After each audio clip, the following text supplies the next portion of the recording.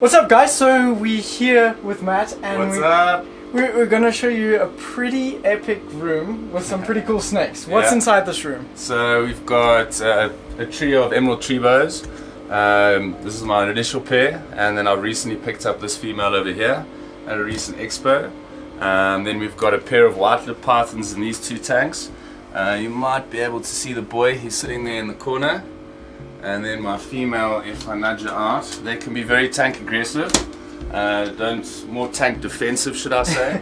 So you're gonna get bitten for us, just so we have some cool content. So I call them my little velociraptors. So tell us a bit about these setups, like what's going on here. They look pretty spacious and quite amazing. Yeah, so I've recently come into kind of changing the enclosures and setups. These all used to be individual tanks that you could split up, and I used to be very basic in terms of keeping. So just kind of your basic plain newspaper style with a little bit of engagement in terms of logs and things like that. But I've gotten rid of a lot of my snakes recently, and I'm just kind of focusing on these two species. And on this side here, I've kind of put a false bottom so I can water and put as much moisture onto this kind of substrate. Then we've got at least, I think, 10 plants per tank, which is really good for air quality, etc. I've got a fan up top as well, which is helping for circulation, especially for high humidity species. The problem is mold and things like that, so you really need to circulate the air. I've got an extractor fan up here as well, which is sucking out constantly. And then it's just water replacements as much as I can once a week. And as many places as I can give them to hide. It's got a hide box up here, which is for more the cooler side, and then on a warm side as well. So these guys have really changed in terms of their behavior since I've moved them in here. They've become far more relaxed. Before they used to constantly smack at the tank. Now they feel safe, they'll see me and they'll sit actually really still. Like this guy right now, normally if we were walking around the tank, he would be straight into a defensive posture, but now because he feels safe in the corner there, he's actually just watching us and engaging with us, but he's not actually striking or anything of the sort. So a really nice change in behavior from where they used to be into these tanks.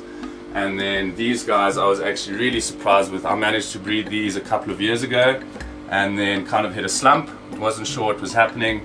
And then, these are the emerald tree boas? Yeah, these are the emerald tree boas. So these are kind of my biggest passion project at the moment, to be able to get a captive population of these in South Africa and actually being able to breed these guys, so we can stop importing wild imports, because a lot of people, there's a lot of demand, especially in Europe and America. There are some big breeders out there, but they can't really keep up with the demand. So my plan really is to be able to breed these guys as much as I can, give them to people who know how to breed them. You know, there's a big variability, I think, it's like having a driver's license. You need to be able to have a driver's license to drive a car. Should be the same with snakes. You know, beginner's drivers for or beginner's license for corn snakes, and then going up with the species. These species really need and require a very specialized kind of environment. High humidity, again, very similar to these guys. Yeah, but with that high humidity, I can see you've added in lots of airflow as well. Yeah. And how have you seen their behavior change since you've given them like let's say a better setup? Wow, it's completely changed. They used to be in these enclosures, in these setups, which was a little bit smaller. They didn't have plants and things like that. I've always had my high humidity species with big water bowls at the bottom, as well as air stones, so they've constantly got a supply of fresh humidity. And what does the air stone do in the water itself? So the air stone itself is going to kind of turbulate or make the water move as much as possible, so it increases your humidity. So instead of casually evaporating the water from a heater or something below, now you're disturbing the water with the heater on the bottom, so a lot of that warm vapor is constantly evaporating from the water bowl. Of course, the water is going to evaporate a lot quicker, but in these setups, I'm constantly between 65 to around 85-90% humidity. So during night, obviously it cools down, things will change and fluctuate a little bit, as well as the fans going on and off during the day. So to be able to keep these guys kind of as constant rainforest environments as possible is a real tough task. But once you get into these bigger enclosures, I've really noticed something remarkable. So up here I've got this set to around 32 degrees, which is the probe right up top here. And it's amazing how, like, this will be 32 to 28 degrees around here. Then down here you see it gets to around 26, 27.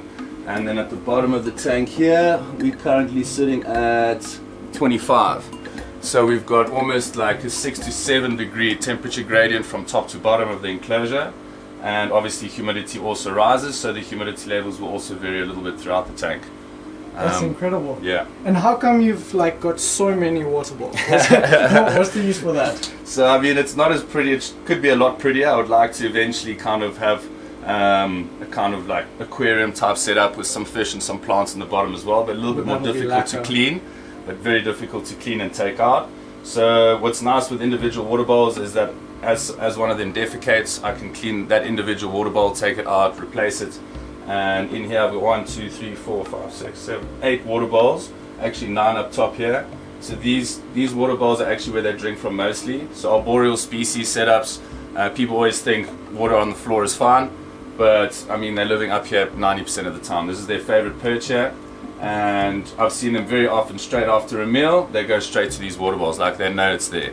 So this is also obviously less heated, so this is more ambient temperature, whereas the bottom water bowls are mostly under heat pads and things like that, and they don't tend to go down as much. And when they hunt at night, I've seen the male hang down a couple times, but they're mostly based in this kind of belt, which is averaging between 26 here up to around 32 over here.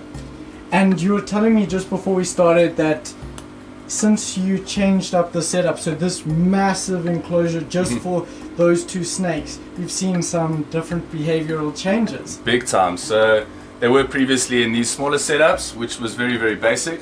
And when I moved these over, it was in the beginning of the year in March. I started setting these guys up and designing the tanks with all the plants and fans and things like that. And as I've put them in, their behavior's completely changed. This female right now is gravid. As you can see here, she's really nice and swollen. I managed to breed these guys 2 years in a row, around 4 and 5 years respectively, which was amazing. I was silly not to keep any babies, and then I paused her for a year and then tried again, and she only gave me slugs. So in that 2-year period now, I've recently moved them back in, and she's healthy enough and size enough, and as soon as I put them in the enclosure, she ovulated. They're bred, it's the wrong time of the year as well. So I'm very, very surprised, but very, very happy to be able to maybe get some more baby emerald tree bows into the captive trade in South Africa. So when's their natural time to breed? So here, if we come over to this side here, you'll see I've got charts for the different species I've got. This is Indonesia, where these guys, the white-lipped pythons, are from, with monthly and average temperatures and rainfall charts, as well as over like a 50 and 10-year period. And then these are the highs and lows. And I've done the same for my emerald tree bows. So now we just come out of the like kind of cooler season, which is a lot of rain. So I gave them a big rain cycle with these auto misting system that I've got. And now is pretty much the period that they would start breeding. And then, well, at least from my personal experience, my last 2 clutches, she gave birth in January, February. So now she's potentially going to be giving birth in September sometime. So I guess by getting the cycles wrong but perfectly on, I've kind of tricked the snakes, and they've bred in the wrong season, but I'm not complaining. So I wouldn't complain either. I mean, look at that. Also, really amazing species. There's very few of these guys in captivity here in South Africa. There were a few imported many years ago, and now she's just being a little bit difficult. It's amazing how such a big snake can get into such a small little box, eh? And this is a white-lipped python. Incredible. Absolutely stunning snakes. The iridescence on these animals is really something special. And highly intelligent snakes as well. One of the only species that are known to regurgitate their hairballs, meaning unnecessary need of use of energy to digest hair, which is not used for nutrition, etc. And these guys are really tough to breed. There's a lot of compatibility issues between males and females. I've had these for 6-7 years now, and with no luck, but hopefully these enclosure setups will change that vibe up. And I've just changed the photo period now. I've increased it by 3-4 hours. So hopefully I'll put them together and pair them up in the next month or so, and hopefully we can get lucky and get some white-lipped pythons here in South Africa. So yeah, a really, really stunning snake. That'll be insane. Super soft. Every once in a while you get a little fright because she can be a bit bitey, but only in a tank. They're cage defensive, but you can see actually once she's out of tank, she's actually quite chilled. when And you go they're back in your box. beautiful. Absolutely insane. Yeah, it's a very special snake. Next to my list, I'd love to see these in the wild, and then also Bolian's pythons. I think we all want to see those. These are in eh? the lowlands of Indonesia, and then up in the highlands you get the Bolian's pythons. So yeah, really, really amazing snake. Really hope I can breed these guys. Stunning, stunning animal. not happy.